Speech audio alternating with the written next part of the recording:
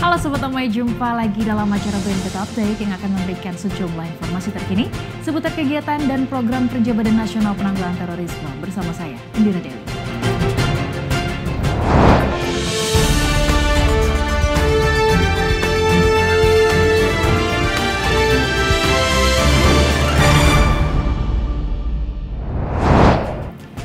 Berita pertama, suasana haru terlihat saat para penyintas korban terorisme dan mantan pelaku terorisme bertemu untuk saling maaf dan memaafkan dalam acara peringatan 20 tahun tragedi bom JW Marriott. Direktur Deradikalisasi BNPT, Brigjen Pol Ahmad Nur Wahid menyatakan bahwa momen tersebut merupakan salah satu wujud keberhasilan dari program deradikalisasi.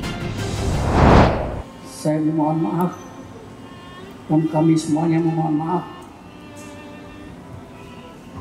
Mudah-mudahan ini jadi peringan dari yaumul hisab nanti, karena semua akan kebinasaan.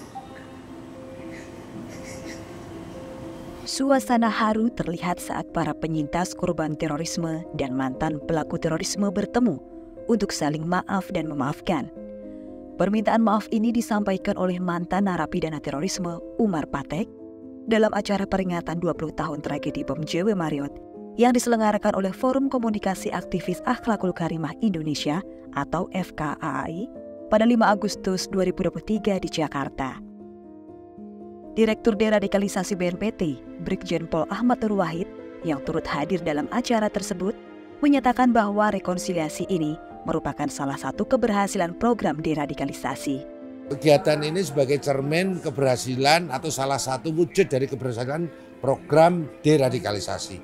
Karena deradikalisasi itu kan suatu program, suatu upaya atau proses yang terencana, terintegrasi, sistematis, dan berkelanjutan dalam rangka mengembalikan atau mengurangi atau memulihkan ya mereka-mereka yang terpapar paham radikal.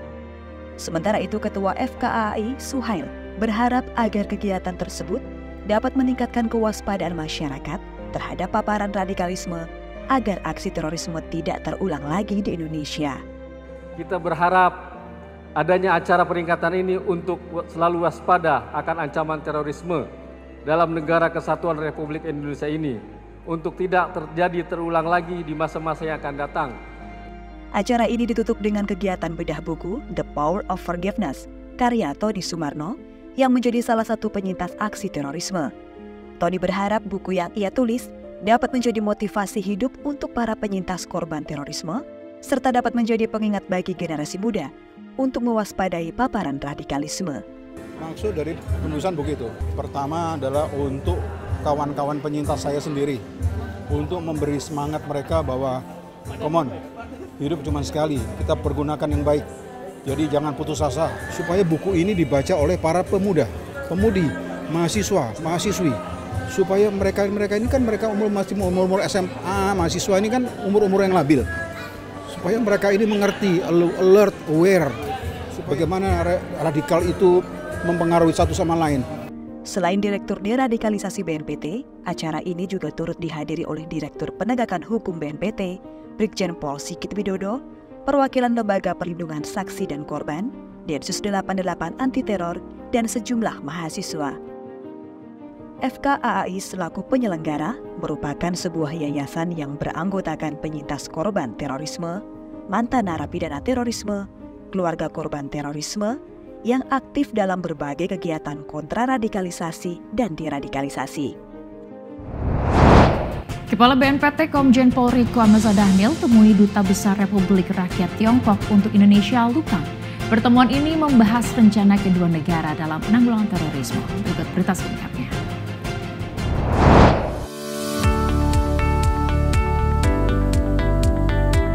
Perkuat kerjasama bilateral dalam penanggulangan terorisme, Duta Besar RRT untuk Indonesia, Lukang, didampingi perwakilan dari Ministry of State Secretariat, Lee Cheng-han, mengunjungi kantor BNPT di Jakarta Pusat.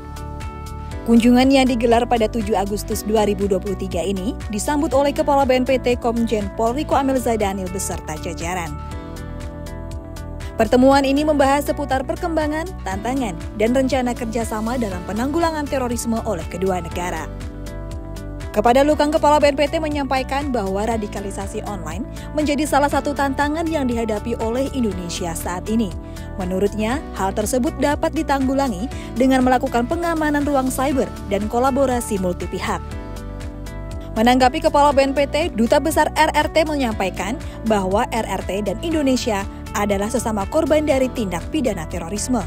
Oleh karena itu, pihaknya siap bekerja sama dengan BNPT dalam hal pencegahan radikalisasi online melalui pertukaran informasi, data, dan pelatihan pembinaan kemampuan. Pihaknya juga menyoroti isu krisis kemanusiaan yang terjadi pada kelompok etnis Muslim Uighur di Provinsi Xinjiang, Tiongkok. Untuk itu, Kepala BNPT berencana melakukan kunjungan bersama dengan sejumlah pemuka agama Islam guna menyuarakan perdamaian sekaligus penguatan moderasi dalam beragama. Kedepan kedua belah pihak berkomitmen untuk saling menjaga stabilitas dan keamanan negara dari ancaman radikal terorisme, termasuk pengamanan terhadap kunjungan Presiden RRT Xi Jinping yang akan menghadiri East Asia Summit ke-18 di Jakarta pada 7 September 2023 mendatang.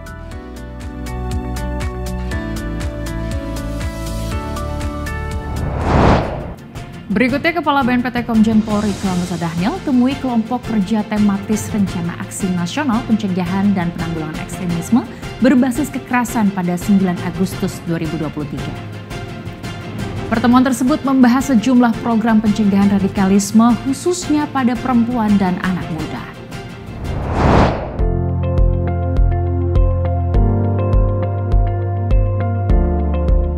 Ketua Kelompok Kerja Tematis Rencana Aksi Nasional Pencegahan dan Penanggulangan Ekstremisme Berbasis Kekerasan yang mengarah pada terorisme, Ruby Hovifa, menyampaikan bahwa keterlibatan perempuan dalam aksi terorisme salah satunya dipengaruhi oleh radikalisasi online yang marak beredar di media sosial.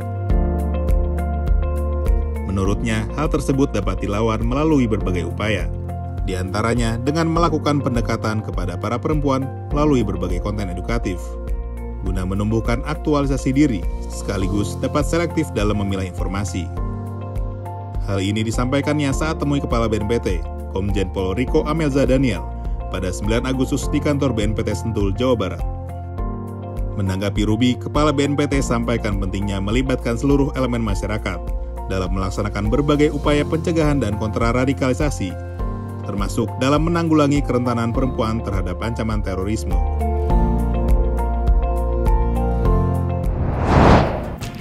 Sebagai upaya mendukung optimalisasi program pencegahan penyebaran paham radikal terorisme di Indonesia, BNPT dan Apsifor bekerja sama mengembangkan instrumen alat ukur potensi kerentanan individu terhadap paham radikal terorisme. Berikut berita selengkapnya.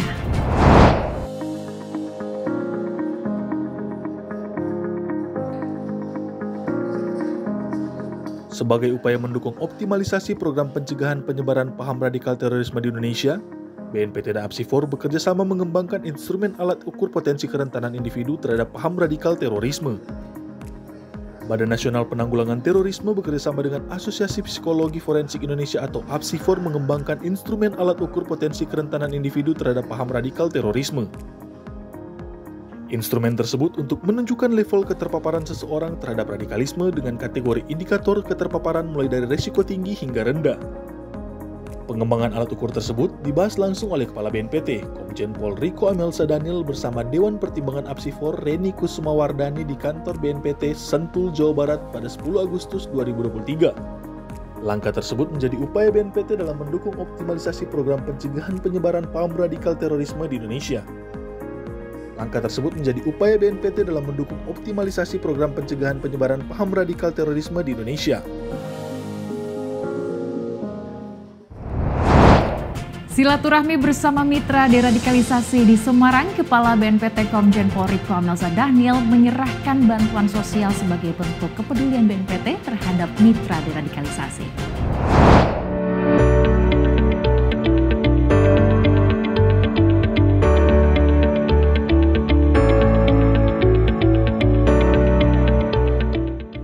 Kepala BNPT RI Komjen Pol Riko Amel Zadaniel beserta jajaran bersilaturahmi dengan Ketua Yayasan Persadani, Sri Puji Mulyo Siswanto pada 11 Agustus 2023 di Semarang, Jawa Tengah.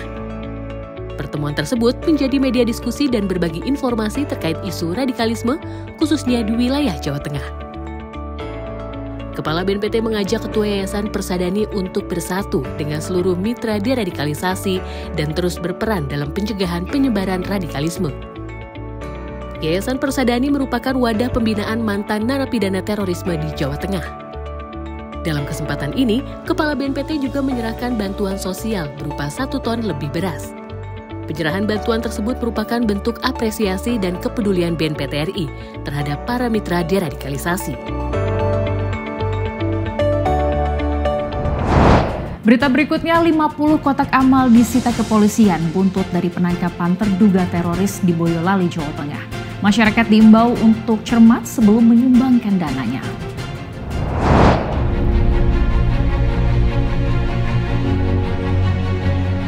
Kotak amal kerap menjadi kedok bagi kelompok teroris guna danai aksinya. Kasus terbaru adalah ditemukannya 50 kotak amal untuk pendanaan aksi teror oleh pihak kepolisian di Boyolali, Jawa Tengah. Temuan ini menyusul ditangkapnya 5 orang terduga teroris oleh Detasmen Khusus 88 Anti Teror Polri di wilayah Solo Raya pada awal Agustus lalu. Hal ini disampaikan oleh juru bicara Densus 88 Anti Teror Kombes Pol Aswin Siregar. Kotak-kotak sumbangan itu adalah sarana untuk pendanaan yang mereka lakukan. Ya, ada 2 kotak sumbangan yang mereka tandain, mereka sebut sebagai kotak sumbangan sahabat langit dan kotak sumbangan sahabat umat. Nah, ini merupakan cara mereka untuk mengumpulkan atau mendapatkan dana yang diletakkan atau ditaruh di tempat-tempat umum, publik. Menanggapi maraknya penggunaan kotak amal untuk pendanaan aksi teror, Direktur Pencegahan BNPT Irfan Idris mengimbau agar masyarakat berhati-hati dalam menyumbangkan dananya. Ya, harus di cross check.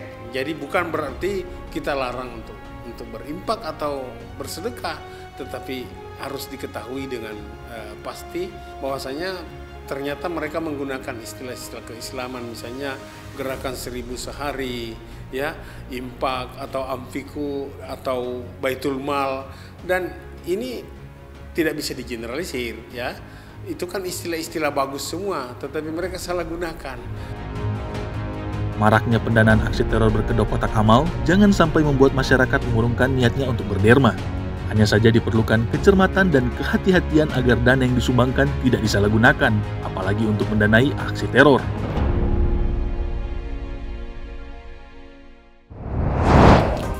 Informasi tadi sekaligus mengakhiri perjumpaan kita kali ini. Saksikan terus BNPT Update dengan mengunjungi website kami di www.tv.bnpt.go.id serta YouTube channel kami di BNPT TV. Dan jangan lupa untuk download aplikasi BNPT TV Channel di Play Store Anda. Saya Indira Dewi mewakili kru yang bertugas pamit undur diri. Terima kasih, salam damai dan salam Indonesia Satria.